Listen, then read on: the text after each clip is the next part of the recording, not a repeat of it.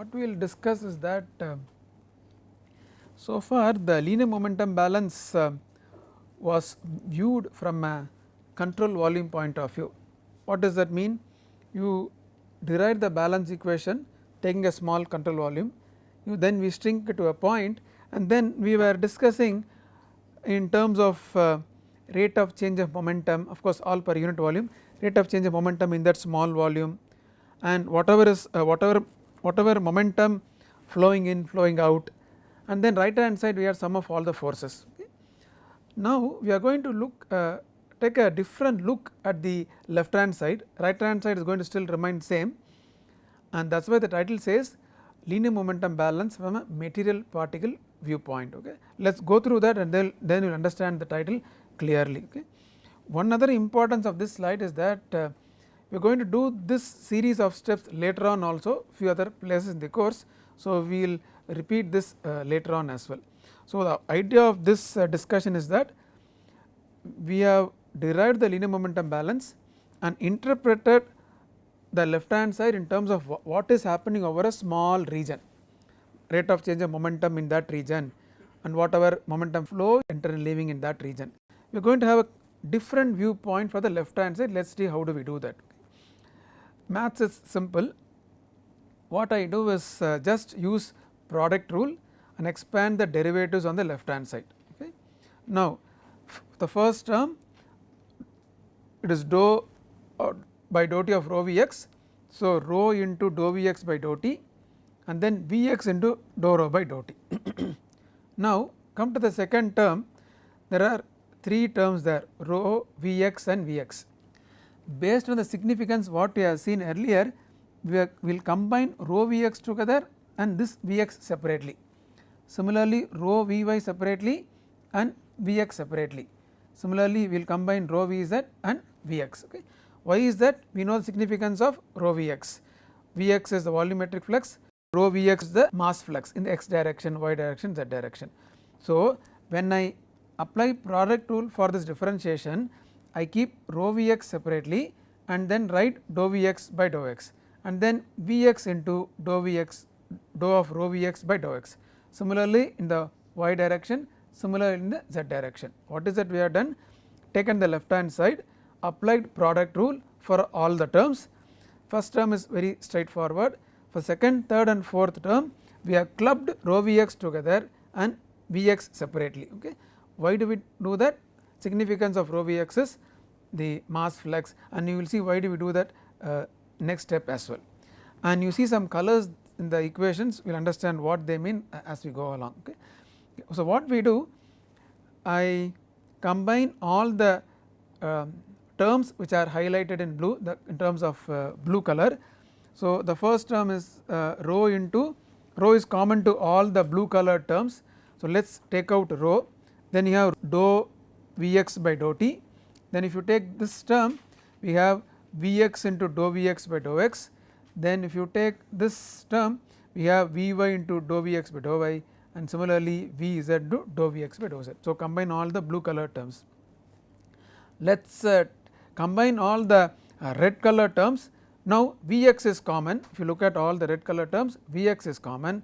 Now, let us take Vx out, then you have dou rho by dou t from this term, then dou rho Vx by dou x from this term, then similarly you have dou rho Vy by dou y and similarly dou rho Vz by dou z. So, combine all the blue color terms and the red color terms. Now, terms in the bracket of red color term is the equation of continuity, we know that goes to 0 both for compressible flow and incompressible flow. Okay, no assumptions here. So, second term just vanishes, the terms inside the square bracket is nothing but the continuity equation or the differential mass balance is equal to 0. Okay. Okay. Now, left hand side if you look at that, of course, we discussed the substantial derivative many classes earlier, and we also mentioned that we will come across later in the course. This is the point where we are coming across the substantial derivative. If you look at the terms in the within the blue square brackets, they are nothing but dou by dou t, and these three terms represent V dot del operating on Vx, dou by dou t plus V dot del operating on Vx, and of course, this we know is our substantial derivative operator. So, the left hand side can be written as rho capital dVx by dt. Rho is the density and dVx by dt is the substantial derivative of velocity, of course, in the x direction. So, what is that we have done? We have taken the left hand side and did some simple mathematical steps, use the equation of continuity, and then we have proved that the left hand side can be written as rho into dVx by dt. As I told you, we will come across similar steps later on, energy balance also and later as well. Now, let us rewrite the linear momentum balance expressing the left hand side in terms of this substantial derivative. So, left hand side becomes, of course, I would say easier to remember also compared to the earlier linear momentum balance. This equation is easier to remember and starting point for many problems as well. So, many applications start with this form of the linear momentum balance equation and easy to remember. So, left hand side now says rho dVx by dt is equal to, of course, right hand side there is no change, I do not want to repeat it, okay. It is the same as what I had seen earlier. Now, how does the significance change, how do we interpret this equation? The left hand side, if you read it, first you have density which is mass per unit volume, and then that is multiplied by dVx by dt, of course, we know is acceleration of a material particle. Remember what was the significance of substantial derivative? The derivative following a fluid particle. So, dVx by dt represents acceleration of a material particle, of course, material fluid particle. What is there on the right hand side? Forces acting on the fluid particle. What is this? Nothing but Newton's second law, but for a continuum particle, continuum fluid particle, of course. So, the left hand side interpretation first when we wrote the first time was, we have a small volume, there is some rate of change of momentum entering and leaving, etc. Now, the left hand side interpretation is different. You are following a fluid particle and it represents mass into acceleration of that fluid particle, of course, divided by volume, density into acceleration of that fluid particle. So, left hand side has changed from an Eulerian viewpoint to a Lagrangian viewpoint. Earlier it was for a fixed volume, what is happening in the small region. Now, if you follow a fluid particle, how does its density into acceleration change, and that is nothing but governed by the forces acting on that fluid particle.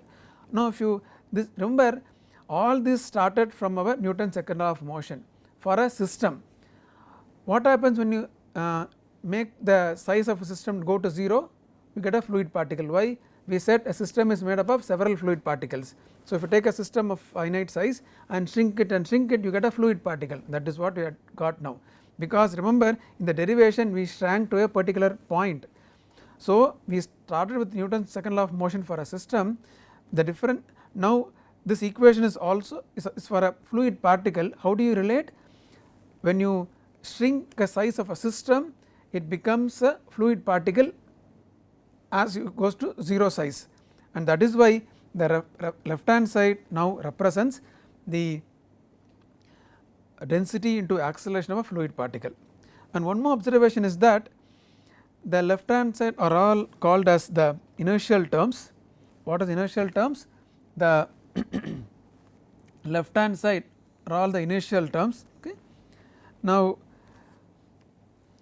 independent of how do you view the inertial terms, how did we view the inertial terms in the first instance?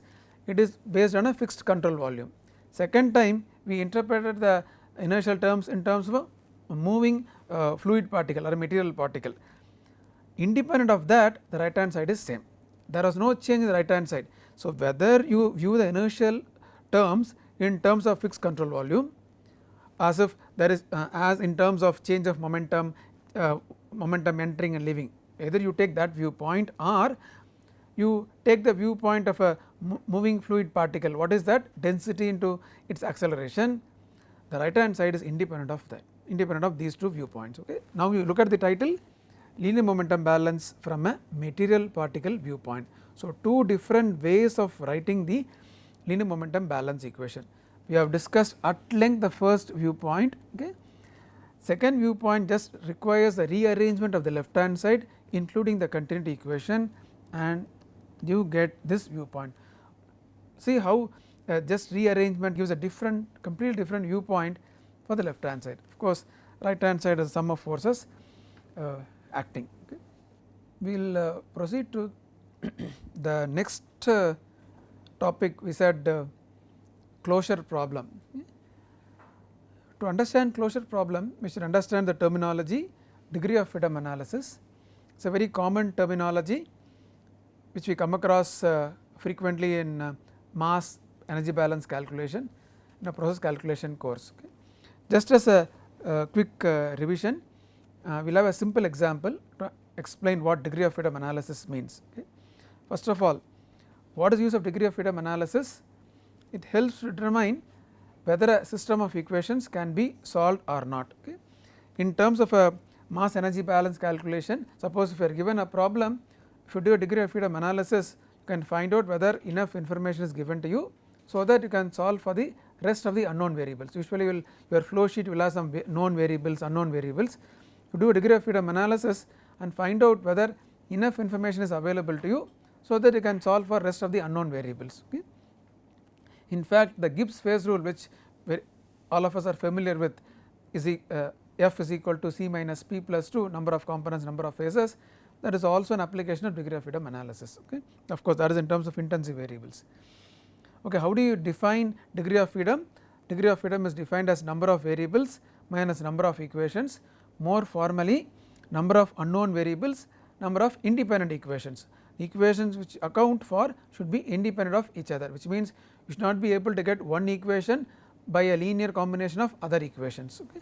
For our purpose, all of the equations are independent. Okay. A number of variables are unknown variables. Let us take a simple example. Let us say I have a system of algebraic equations. Okay. X plus y equal to 0, x plus 2y equal to 3, and I want to find out whether this system of equations can be solved. So, I can do a degree of freedom analysis. The number of variables are 2 here, x and y. Okay. The number of variables are x and 2, namely x and y. We have two equations and giving 0 degrees of freedom. So, 0 degrees of freedom tells you that we can solve this set of equation. Now, let us take another example. This can be solved. Okay. Now, let us take another example, x plus y equal to 0, but now second equation is x plus 2y plus z is equal to 3. Now, if you do a degree of freedom analysis, there are 3 unknown variables x, y and z, x, y and then z. Only 2 equations are there, giving us 1 degree of freedom, which means that I cannot solve the system of equations unless you specify z. Okay. Now, if you specify z as a function of x, y, if you replace x with some function of, let us say x plus y or x into y, some equation, then what happens? You have 2 equations, 2 unknowns, then you can solve this system of equations. Okay. And we have illustrated here for the case of algebraic equations, need not be algebraic, it could be ordinate equations, partial differential equations. Okay. We are going to see an application for partial differential equations, because our conservation equations are partial differential equations. Okay. So, degree of freedom analysis tells you whether a system of equations can be solved or not, defined as number of variables minus number of equations. We have seen 2 examples where one degree of freedom is 0, the second one is degree of freedom is 1, but if you express z as a function of x, y, it can be solved, and that is the point you should note. We will carry over this. If you understand this, it becomes very easy to understand what I am going to discuss now next. Okay. Okay. The topic which I am going to discuss now is formally called closure problem. We will understand why is it so as we go along. Okay. Okay. So, let us write down all the equations which are derived so far, the total mass balance, of course, the differential form, and then we will write the linear momentum balance. We have to write all the 3 components, the x component, the y component and the z component. And then remember this rho is the density. So, we need an equation of state, we will have to include that as well, which comes from a thermodynamic course. That equation of state could be an ideal gas equation or a non ideal gas equation. For simplicity, for example, we take a ideal gas equation of state. Now, let us do a degree of freedom analysis for these set of equations. We have the total mass balance, the linear momentum balance and the equation of state. Just want to repeat, the equation of state is required because we have density, and we said that the density is related to pressure and temperature, and that relationship should come from a equation of state. Okay. The equations are repeated here. We will do a degree of freedom analysis now for these set of partial differential equations. Rewriting the mass balance equation and the differential momentum balance equation, and of course the equation of state. So, now let us account for the number of variables, number of equations. When I say variables, I mean the dependent variables, not the independent variables like time, x, y, z coordinates. Okay. What are the number of independent variables? We have rho, one count, velocity is a vector, 3 components are there. So, it adds three more variables. We have pressure, one more variable, and then we have this 9 components of the viscous stress tensor. Okay. But we proved that the cross shear components are same, leaving us only with 6 independent viscous stress tensor components, and that is what is written here. So, totally we have 1 plus 3 plus 1 plus 6, 11 independent variables, density, 3 components of velocity, pressure and only 6 components of viscous stress tensor, because the diagonal 3 diagonal elements, and of the 6 off diagonal only 3 contribute because they are equal to each other. Number of equations, you have 1 mass balance, 3 linear momentum balance, okay, and 1 equation of state, giving us 5 number of equations is 5. So, find the degree of freedom as 11 minus 5 is equal to 6. We have seen in the previous example that the degree of freedom should be 0 for the system of equations to be solved. We have now a huge number of 6, of course, which means that we cannot solve. Okay. And what are the 6 unknowns? They are very clear, because the 6 components of the 6 independent components of the viscous stress tensor are the unknowns. If you express that in terms of the usually existing variables, if you express that in terms of the already existing variables, just like we did in the last example, what did we do? Z in terms of x and y. Similarly here, if we express this tau, the components of tau, let us say tau xx, tau yx, etc., in terms of velocity, then this degree of freedom will become 0. Okay. Not exactly velocity, you will see later on that we are going to express in terms of velocity gradients. Okay. And we take a diversion to solid mechanics to understand what velocity gradients are. Understand velocity gradients, we will understand what displacement gradients are, and that is why we take a diversion too. So, as usual, any difficulty we run to solids. So, we will take a refuge in solids again. Okay. And let me explain that with this journey to the Navier-Stokes, and where are we now and where are we proceeding. Now, we are here to begin with. We started with Newton's second law of motion for system, applied the Reynolds transport theorem, derived the integral form of linear momentum balance, applied this for a small control volume, derived the differential form, the left hand side and the gravity on the right hand side. To understand surface forces, we went to solid mechanics, understood stress vector and stress tensor, applied that to fluids, discussed fluids under rest, to discuss hydrostatic stress, discuss about total stress tensor in terms of the hydrostatic stress and the viscous stress tensor for fluids. With all this, in the previous lecture we applied we completed the right hand side of the linear momentum balance, and now we are ready to understand this, the differential form of linear momentum balance. What does it include? Of course, the left hand side is there. On the right hand side we have gravity, we have pressure and viscous stress. When we are going to solve for pressure, the viscous stresses are unknown. We want to relate this viscous stress to velocity, actually velocity gradients. Understand velocity gradients, we should understand what displacement gradients are, and that is why we take a second diversion here, go to solid mechanics, understand displacement gradient, and then we can understand velocity gradients. Okay, and that is where we are. Looks like almost we are there, but we need to understand furthermore. Okay, and this problem is called the closure problem. That is, closure meaning that expressing the components of the viscous stress tensor in terms of velocity gradients. You close the system of equations.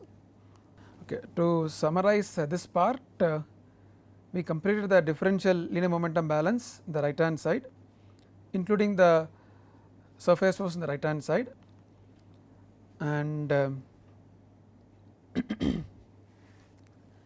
we included the surface force due to pressure and due to viscous stresses, and we also discussed the viscous stress tensor and the convective momentum flux tensor as well. Okay. Viscous stress tensor is kind of known to us because analogous to tau for solids. The convective momentum flux tensor is new to us. Okay. We also discussed the closure problem, which means that the components of viscous stress tensor are unknowns. They need to be expressed in terms of velocity, or more precisely velocity gradients, and to understand displacement gradients we take a diversion to solid mechanics.